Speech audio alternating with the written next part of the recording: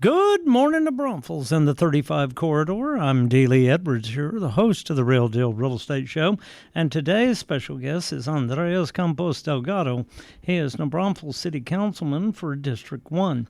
We'll be discussing how his first term is going, what has been accomplished the last year, and what's he looking to in 2024. But first, it's time for the New Braunfels Title Market Report. Today we're looking at Comal County, and the numbers are up slightly from a year ago. 178 homes sold in the last 30 days and 680 in the last 90.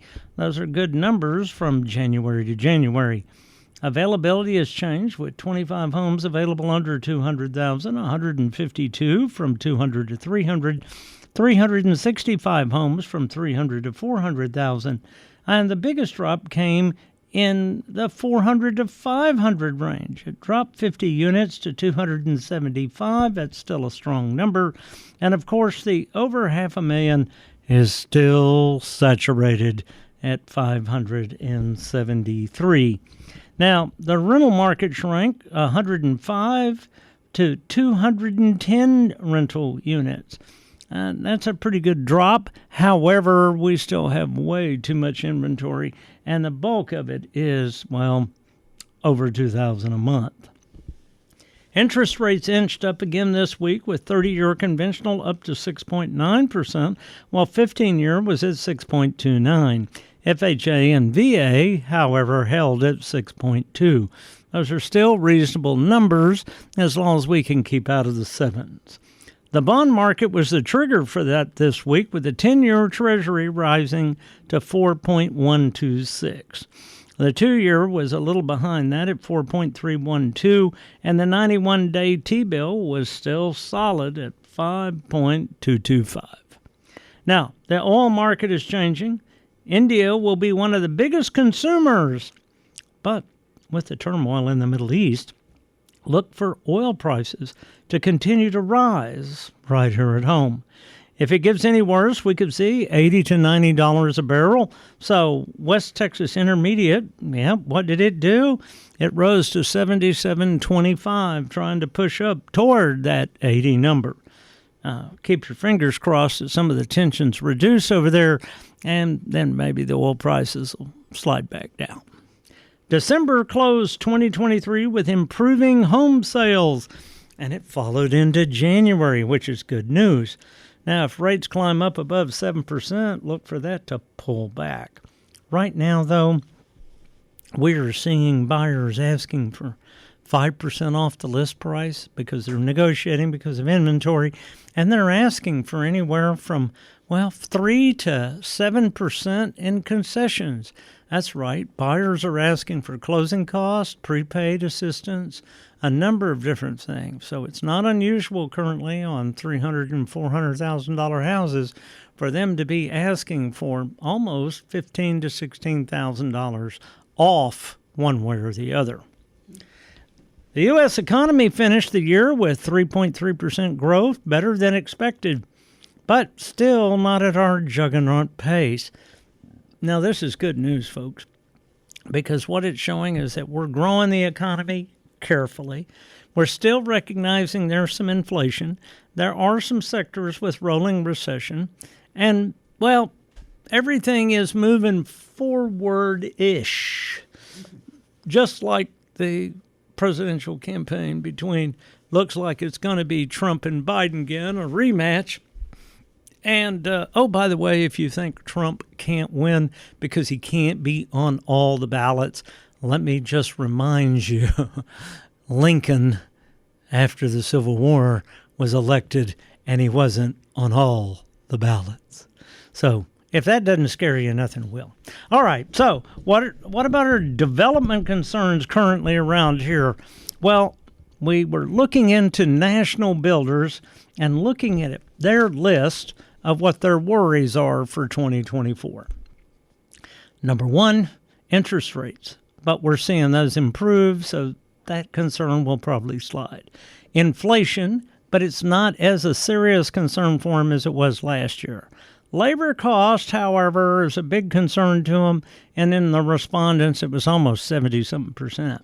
Buyer confidence and what interest rates do, that is always a concern, but buyer confidence, if we're in the 6s and 5s, will be plenty strong. Now, the greatest concern by developers, though, is the cost of lots, governmental fees, and which are much bigger negatives because it's outside their control. Zoning difficulties also were a concern, so guess what?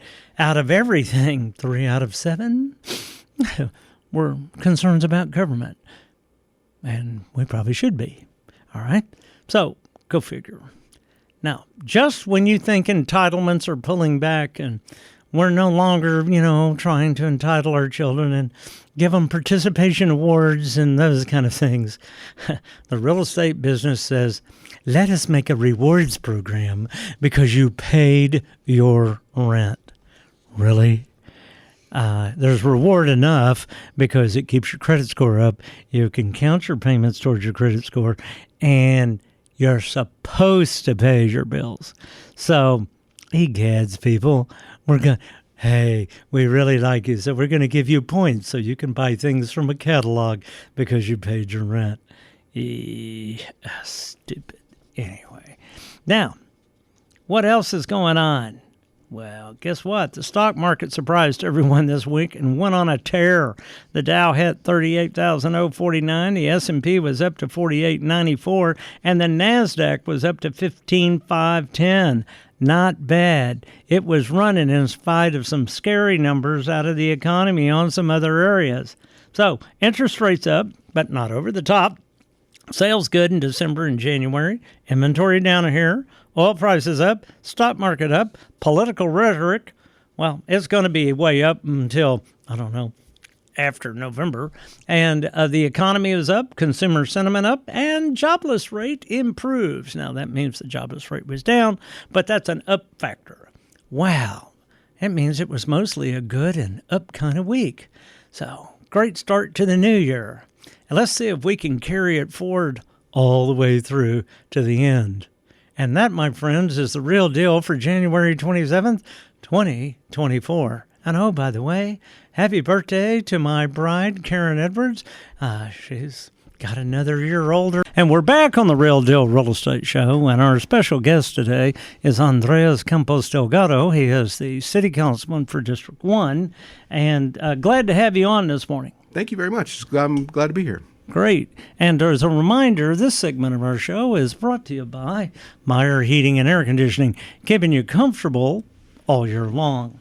Now, this is your first, I guess you've just finished a little over a year, and I always like to ask, fairly rookie councilmen or council persons, what's some of the biggest shocks that you've experienced from what you thought things would be to how it really performs in city council and the city government? Sure. I think city staff really is the big call out for me here. I don't know what I was expecting. Government is notorious for moving slow, and I wasn't sure what kind of bureaucrats came out of the bureaucracy of city government. And as I have met and developed relationships with city staff, I have been really impressed.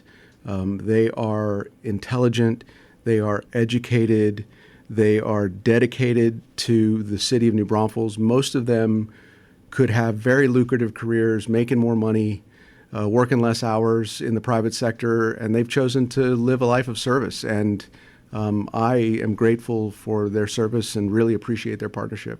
Well, great. Now, of the things that have gone on in your first year, what are some accomplishments? I know that you had some things that you wanted to accomplish. One, it was looking at affordable housing. Other was infrastructure, a couple of other things that were in your base platform. What are you proud about this year that's occurred in your first year? So, I think being in public office is a lot like being a parent in that you're making investments in the future, and you're hoping that the decisions that you make have the intended consequence that you want. You know, you parent your children, and you don't know for years if whether the decisions that you made had the outcome that you intended them to have. Sometimes never, right? And so, you know, the things that have transpired over the last year, like in District 1 specifically, the police station, fire station number 2, the West Side Library, while they happened in the last year, they've been years in the making. You know, they were the product of other good decisions by former councils. And, you know, my name is on the plaque because it opened when I was sitting in the chair, but it's not mine. It's not really, the credit doesn't belong to me. So the accomplishments of the last year really aren't mine. They are, you know, the former city council members. The fruition of years of participation in practice. Right. And I think something being noted on that is that a lot of times cities are picked on because they don't take care of the older neighborhoods or the West End or other minority neighborhoods or transitional neighborhoods or whatever. And I think New Braunfels with the fire station, with the police station, and with the West Side Community Center and the library have given an indication that they're willing to invest in these areas and try to have some parity as best as possible. Even though they may not be the biggest growth areas, they're still part of the city's heritage, right? Sure, absolutely. And, you know, it's a balance, too, because, you know, you want to be selective about the way you invest because there's a character to the West End, for example, that is unique to the West End. And, you know, the city of New Braunfels as a government is an entity, but really the city of New Braunfels is made up of different cultural enclaves, right? You know, Comaltown has a different culture than the West End, which has a different culture than the downtown historic district, which has a different culture than, you know, Mission, you know, the Two Hills, and beyond 46. Inside the Loop has a different culture than outside the Loop. You know, east of I-35 has a different culture than west of I-35. So, you know, there really isn't a lot of single decisions, like, you know, one right choice that is right for every neighborhood, that is right for every part of the city. No, I mean, it's like, you know, I know currently, and I'm on one of the committees working on the LDO, which is a land development ordinance, and trying to take some of these larger lots down in the West End and allowing, instead of the old term ancillary, is being able to let these lots have a second home on it, not call it a duplex, because family wants to live close to family. And Sure. that's pretty natural for the barrio or the West End or that kind of thing. I mean, a lot of statistics show that children live close to where their parents were or their grandparents. I mean, 3 generations, Sure. in some cases 4 generations. Yeah. And so you don't want to break down that cultural heritage, but you do want to enhance the quality of life of how they live. Absolutely. And so some of the things there really pan out. And so some local entities like Habitat have been very instrumental in renovating or improving some of those areas. But the city itself is looking at policies that are going to improve that quality of life. Absolutely. And I think that really is the key to affordable housing is from the city perspective. It really is about creating policy that incents the kind of development that you want. Incremental development, right? We're not talking about going from New Braunfels to New York City in the next, you know, probably even 100 years, right? We're talking about incremental development. We're talking about allowing people who own property, any place that you have a single family home, I believe that you should be able, as a property owner, be able to build a duplex if that's what you want to do. Yeah, or an apartment or a mother-in-law's cottage. Absolutely. Right. I think the LDO is probably the single most important thing that we will do in this city to affect affordable housing and to affect people's ability to develop infill. Well, and it provides for infill. In your district in particular, I've had a number of clients, and grandma's been living in the house, and it's run down, Sure. right? And the kids, they want to do something, but it's like they couldn't build in the backyard, or they were going to have to attach to it. And then there was how we were going to finance it, this, that, and the other. And so finally, with this decision on how we're going to deal with the LDO, we're going to have the ability for a new unit to be built. And in many cases, it's a single unit, and grandma's going to move into that. Right. And then the grandkids are going to take the front house and renovate, and the whole thing's going to elevate. Yes. And that infill really will change security. We have to worry about displacement. That's something that most people don't understand. We don't want to take neighborhoods like that and level them to build this mega whatever. Not at all. Because that displacement takes the people that were struggling with the money they had. They've owned that house. It's been in the family 2 generations, so it's been paid off. And we're back on the Real Deal Real Estate Show, and our special guest today is Andres Campos Delgado, the city councilman for District 1. Now, what do you see as some issues this year that the council will be focusing on, and some things that you would like to see the council or the city focus on? Sure. So there's a couple of things that are at the very beginning stage. One is the city is starting to develop a plan for the west side, for a west side corridor, the San Antonio and Spur corridor. And we are just now kind of reaching out into the neighborhood and talking to folks to see what kind of development would be good for that area. It's zoned commercial, right. But down both those. But there's a lot of single-family homes there, right? There's a lot of houses, and so we're going to have to balance development there with the people that live there and what they want to see. And we've got that piece of property listed at the Wedge at San Antonio and right. Spur, and I've tried to talk to a number of people that said, look, that location is not a C-store location, but it is a community-involved location to where I grew up in areas in West Texas or whatever. You would have had either Mercado or Bodega that was kind of a community focal point. And I have a little meat market, and I would have some other things. Sure. And they make fresh sandwiches right there. But people shop there. They had things going on. And so that as you create cultural pieces yes. that are significant to the area, then that regenerates the vibrance. And so is that the kind of development you would like to see prosper? That is absolutely the kind of development. So not only does it capture the culture that already exists there, but it also creates community, right? People have access to the things that they need on a daily basis within a walkable right. distance of their homes. They get out, they walk on sidewalks down to the little mercado, they pick up some groceries, some onions, some bell peppers, some ground meat.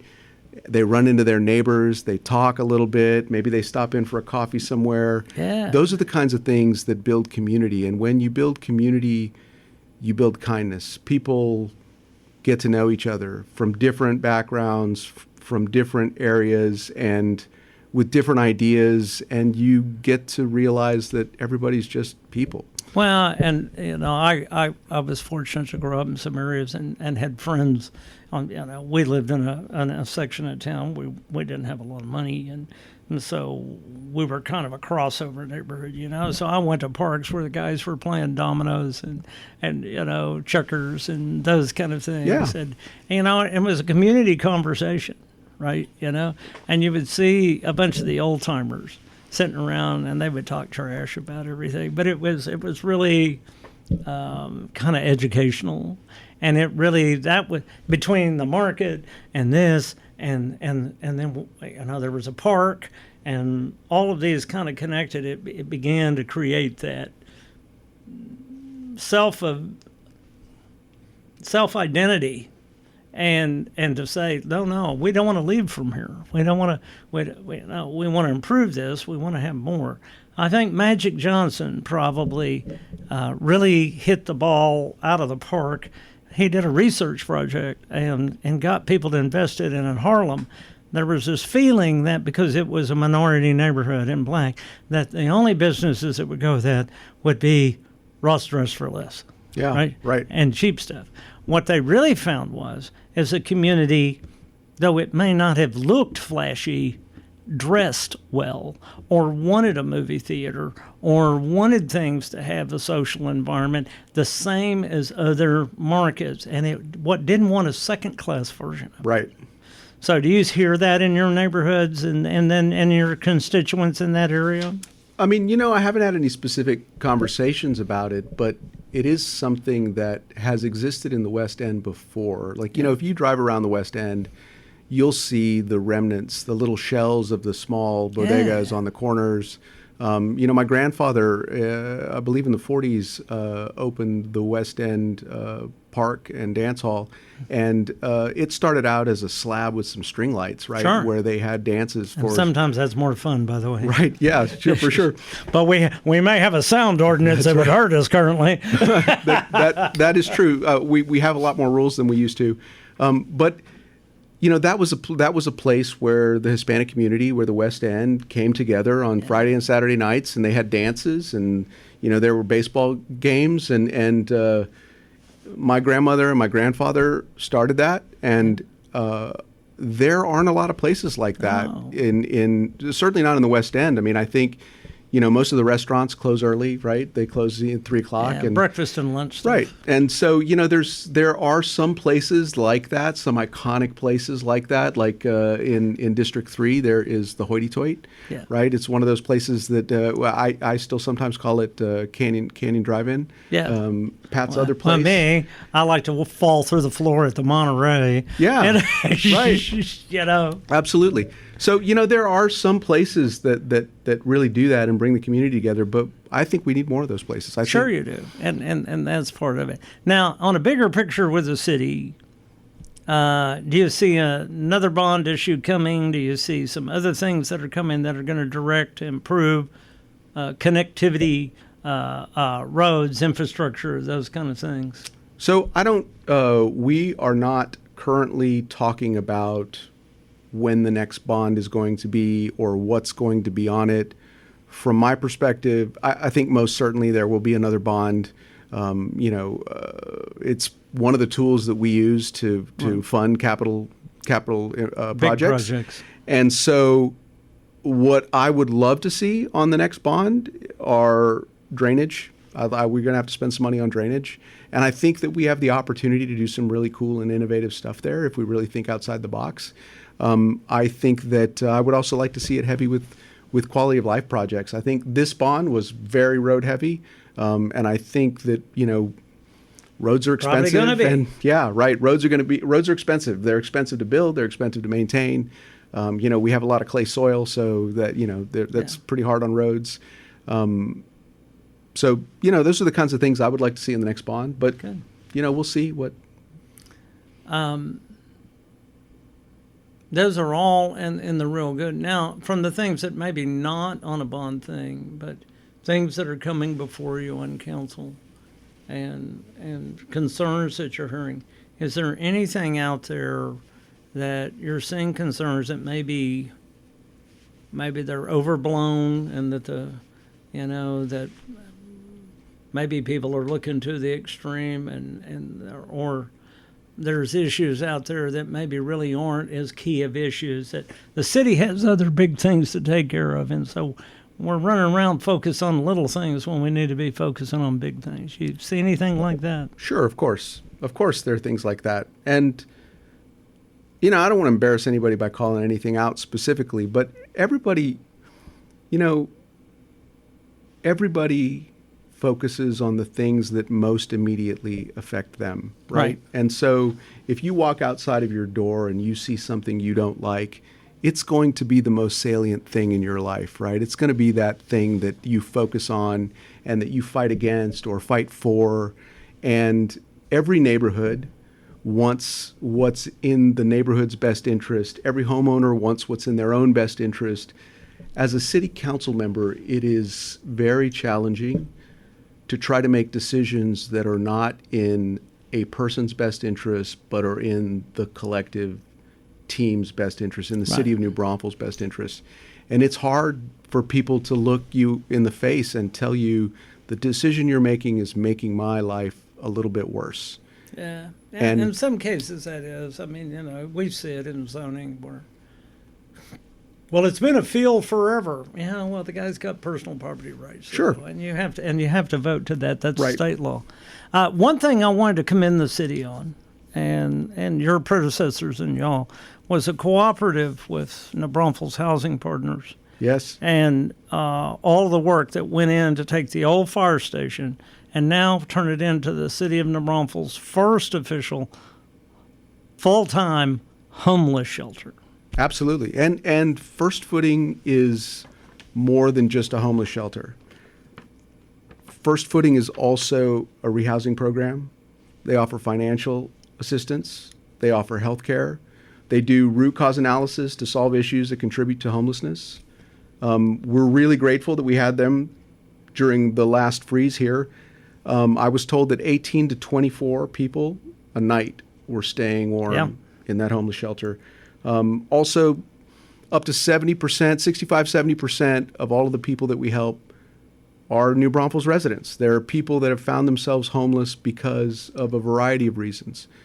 The number one cause of homelessness is the affordability of housing. Sure. And this isn't just a handout. This is a hand up, a leg up. It's us helping our residents who, for whatever reason, have found themselves on hard time, helping them get back on their feet, helping them solve the problems that led to their homelessness. And this is something I'm super proud of. Yeah, and we're not pandering to them. I want people, some people, you're pandering to the homeless. No, we're not. We're getting them off the street, and then we're teaching them how to get off the street permanently. Right, how not to be homeless. Right, and to become a functioning part of the society, even if there's MHMR issues or whatever. Sure. But we also have the next one, which all helped and get it started. We're about to start work for the housing partners on Churchill to do transitional housing. So you go from homeless and then you get into transitional, which is, low income, but puts you in a position where you can get your feet fully down, get a good job, get things going on, and not be living in a dump. Right. I think you bring up an excellent point. Housing is a spectrum, that starts from homelessness and then goes all the way up to, multi-million-dollar, right, exactly. And so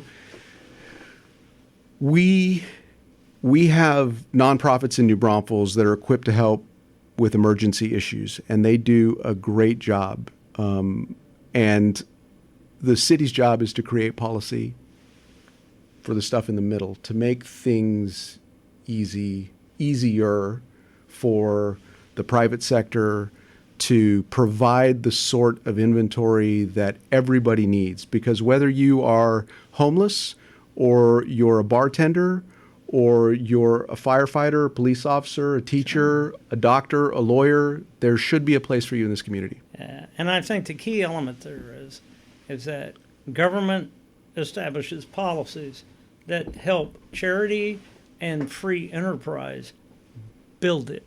Yes. It's not the city's job to build it, but it's provide the framework that makes it possible to be accessible. I agree. I think the LDO is probably one of the biggest things that we'll do. Well, we really thank you for being on. We're out of time. How can people get a hold of Councilman for District 1, Andres Campos Delgado? The best way to get a hold of me is to email me. My email address is on the city website. My phone number is on the city website as well.